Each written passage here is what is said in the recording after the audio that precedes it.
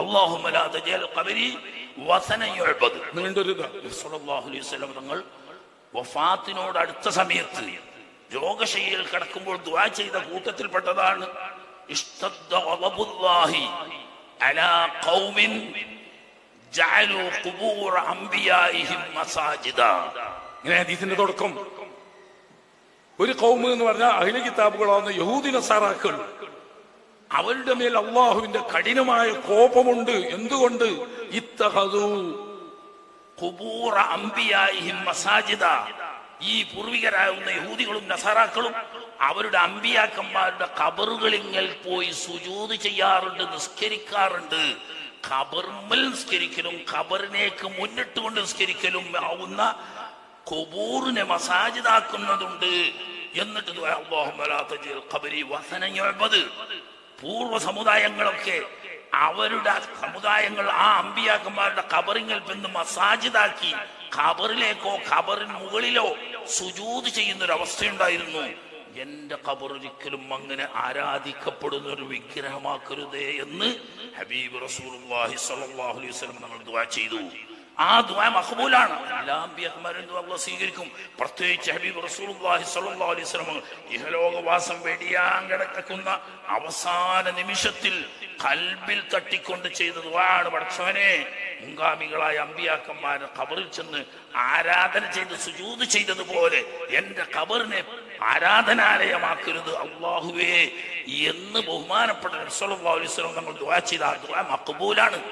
അന്ന് മുതൽ ഇന്ന് വരെ ആ ഖബറിന്മേൽ സുജൂദ് ചെയ്തതോ ആ ഖബറിന്റെ അടുത്ത് നിന്ന് അതിലേക്ക് അഭിമുഖമായി ഖിബിലയാക്കി സുജൂദ് ചെയ്യുകയോ ചെയ്യുന്ന സംവിധാനം ഉണ്ടായിട്ടില്ല. എന്തുകൊണ്ട്? ആയിഷ ബീവിന്റെ റൂമിന്റെ ഉള്ളിലാണ് സല്ലല്ലാഹു അലൈഹി വസല്ലം നമ്മുടെ ഖബർ. ഒരു തുറന്നു കൊടുത്തെങ്കിലല്ലേ എന്റെ ഉള്ളിൽ കിടക്കാൻ കഴിയുള്ളൂ. ഒരാൾക്കും ആ ഖബറിന്മേൽ സുജൂദ് ചെയ്യാൻ കഴിയൂല, ഖബറിന്റെ തൊട്ടടുത്ത് സുജൂദ് ചെയ്യാൻ കഴിയൂല.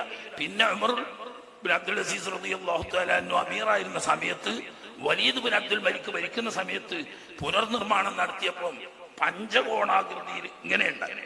പഴയകാലത്ത് 5 പൈസന്റെ പഞ്ചകോണാകൃതിയിലാണ്. കാരണം എന്താ? അതിലേക്ക് പുറത്തുനിന്ന് കണ്ടെങ്കിലും അതിലേക്ക് ഖിബിലയ്ക്ക് മുന്നോട്ട് പോലെ മുന്നിട്ട് നിസ്കരിക്കാനുള്ള സൗകര്യം ഇല്ലാതിരിക്കുക. നബി സല്ലല്ലാഹു അലൈഹി വസല്ലം തങ്ങളുടെ ആ ദുആ അല്ലാഹു തആല സ്വീകരിക്കുകയും നബി സല്ലല്ലാഹു അലൈഹി വസല്ലം തങ്ങളുടെ ഖബർ ഷരീഫിനെ ഒരിക്കലും പൂജിക്കപ്പെടുകയും ചെയ്തിട്ടില്ല. മറിച്ച് അവിടെ നടക്കുന്നത് നബി സല്ലല്ലാഹു അലൈഹി വസല്ലം തങ്ങളോട് സലാം പറയുന്നു, അവിടത്തോട് മുനാജാത്ത് ചെയ്യുന്നു, അതിന്റെ പുറമെ അവിടത്തെ കൊണ്ട് ഇസ്തിഗ്ഫാർ ചെയ്യുന്നു, തവസ്സുൽ ചെയ്യുന്നു. അഥവാ തവസ്സുലും ഇസ്തിഗാസയും ചെയ്യുന്നു. അല്ലാഹുവിന്റെ റസൂൽ ദുആ ചെയ്ത ദുആക്ക് ഉത്തരം കിട്ടുമെന്ന് വിശ്വസിക്കുന്ന ഒരു മുഅ്മിനായ മനുഷ്യൻ ഈ ഇസ്തിഗാസ ചെയ്യുന്നു, ഈ തവസ്സുൽ ചെയ്യുന്നതും അത് നബി തങ്ങൾക്ക് ചെയ്യുന്ന ആരാധനയാണെന്ന് പറയുന്നുണ്ടെങ്കിൽ അല്ലാഹുവിന്റെ റസൂൽ വിശ്വസിക്കാത്തവരാണ്.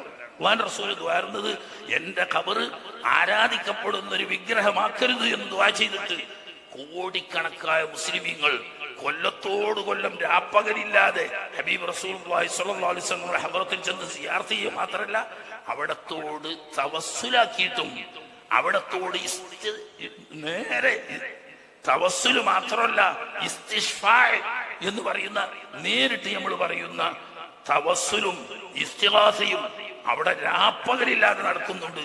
അല്ലാഹുവിന്റെ റസൂല് പറഞ്ഞതാണെങ്കിൽ ദുആ ചെയ്തതാണെങ്കിൽ അല്ലാഹു കബൂലാക്കിയിട്ടുണ്ട്. അതുകൊണ്ട് ഈ പറഞ്ഞത് ഖബറിങ്ങപ്പം സുജൂദ് ചെയ്യുന്ന അവസ്ഥ ഉണ്ടാവരുത് എന്ന് തന്നെയല്ല.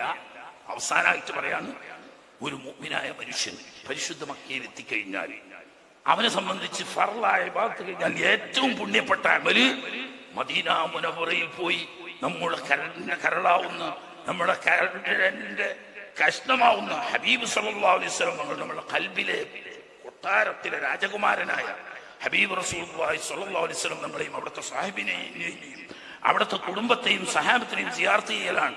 ഇത് ഫർളാണ് എന്ന അഭിപ്രായം വരെ മാലിക്കി മദ്ഹബുകാർ പറഞ്ഞിട്ടുണ്ട്. എന്നാൽ ബാക്കി എല്ലാ മദ്ഹബുകാരും പറയുന്നു ഫർള് കഴിഞ്ഞാൽ ഒരു മുഅ്മിനായ മനുഷ്യൻ ചെയ്യുന്ന പുണ്യപ്പെട്ട സുന്നത്തായ അമലുകളിൽ ഏറ്റവും അഫ്ളലായത് ഹബീബ് സല്ലല്ലാഹു അലൈഹി വസല്ലം നമ്മളെ സിയാറത്ത് ചെയ്യാൻ അല്ലാഹു തആല അവിടത്തോട് തവസ്സുലാക്കിയും ഇസ്തിഗ്ഫാർ ചെയ്തും നാം അവിടെ ചെന്ന് ഒരുപാട് നമ്മുടെ ദുനിയാവിന്റെയും ആഖിറത്തിന്റെയും കാര്യം പറഞ്ഞ് സിയാറത്ത് ചെയ്യാനും മക്കയിൽ പോയി എല്ലാ പുണ്യസ്ഥലങ്ങളിലും പോയി പുണ്യകർമ്മങ്ങൾ ചെയ്ത് ഹജ്ജും ഉംറയും മഖ്ബൂലും മർദിയുമായ സിയാറത്തും ചെയ്തു പോരാൻ അല്ലാഹു നമുക്ക് എല്ലാവർക്കും തൗഫീഖ് നൽകുമാറാകട്ടെ.